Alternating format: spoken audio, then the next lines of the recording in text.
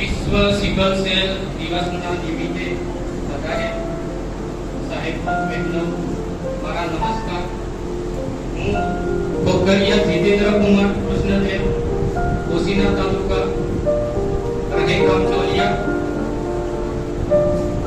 હું મારી વાત કરું તો અમારા લગ્ન લગભગ 2005 સુધીમાં થયા હતા. તે વખતે અમે સિકલ સેલનું કંઈ જાણતા ન હતા, પણ સમય થોડો જતા અમારા છોકરાની તપાસ 2016 સુધીમાં છોકરીઓની તપાસ કરાઈ, આખા કુટુંબની કરાઈ.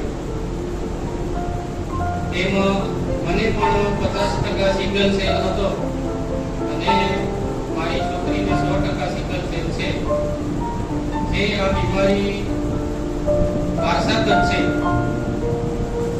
તેને મટાડી શકાતું નથી, પણ તેને અટકાવી શકાય છે. અને હાલમાં મારી છોકરી અત્યારે ફોલિક એસિડ ની દવા લે છે અને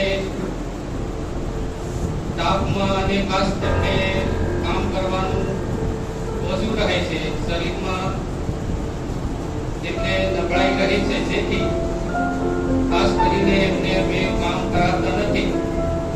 અને વધુમાં સિકલ સેલ અટકાવવા માટે હવે છોકરાનો સંબંધ કરવા હોય, લગ્ન કરવા હોય તો 100% સિકલ સેલ હોય